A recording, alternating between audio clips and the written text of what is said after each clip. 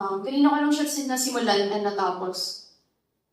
So, backstory, may alagang gecko kasi yung boyfriend ko, si Price. Nakasunod na magpapagpag. And ang pangalan niya ay Knock Knock. At kapag nakikita ko si Knock Knock, napapaisip ako. So, ito yun. Itong tulang to, ito yung mga naiisip ko sabay nakikita ko siya. Sa hawla na may 4 na kwadro, may kuweba sa gitna. Halaman at batong bungo ang disenyo sa kanan, pagkain at tubig sa kaliwa. Mula sa mga uli natin, ito ay salamin ng pagpapagod. Sa hawla na may 4 na kwadro, nakasilid ang iyong alagang gero. At sa tuwing nakikita ko, ay napapaisip ako kung ano ang nasa isip nito. Sa tuwing nilalagyan mo ng pagkain-ibis ang kanyang silid, sa tuwing nilulublog nito ang ulo sa isang mangkok na may tubig, isang Diyos kaya ang tingin niya sa'yo. Nananalangin din kaya ito ng mas marami? O alam niyang kung gugustuhin mo ay kaya mo siyang bigyan ng mas marami? Sa tuwing pinubuksan mo ang ilaw ng iyong kwarto sa umaga na nagdudulot ng bagabag upang siya ay humapang at magtago sa kuweba, ay alam kaya niyang ikaw ay may kagagawan nito?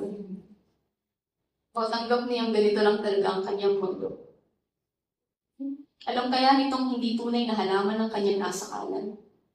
At kapag nabigyan ng pagkakataong may dampi ang balat nito sa tunay na dahon, ay kusang pa kaya nitong ibabalik ang sarili sa kulungan?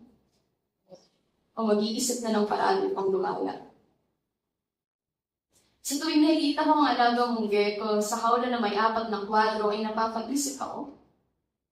Kapag kaya naamoy nito ang samyo ng sariwang hangin ng hindi sa isang kulog na silid ng gagaling, ay gugustuhin pa rin kaya nitong pumirmi? O iisipin itong hindi makatarungan? Gagamitin kaya nito ang kanyang ngipin upang lumaban? Inihiling kaya nitong mas marami pa sana ang kanyang mga daliri upang makatakbo ng mas mabilis? O naiingit kaya ang gecko mo sa kakayahan nating magsalita, ang magsiwalat ng kagustuhan? Sa hawla na may 4 na kwadro kung saan nakasilid ang alagang mong gecko, ay napapaisip ako. Kung alam kaya nito ang mga uri natin ay hindi mas matalino sa kanila? Ano kayang iisipin nito kapag nakita nilang nakasilid tayo sa isang diktadorya?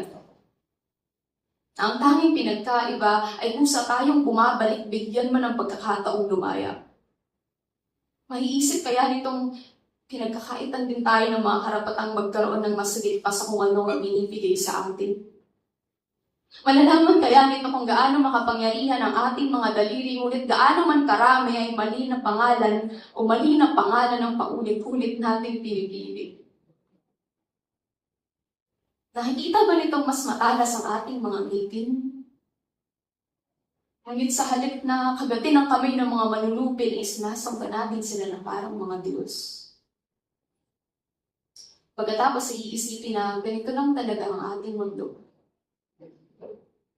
nakikita rin kaya nila kung paano tayo magbulag-bulagan?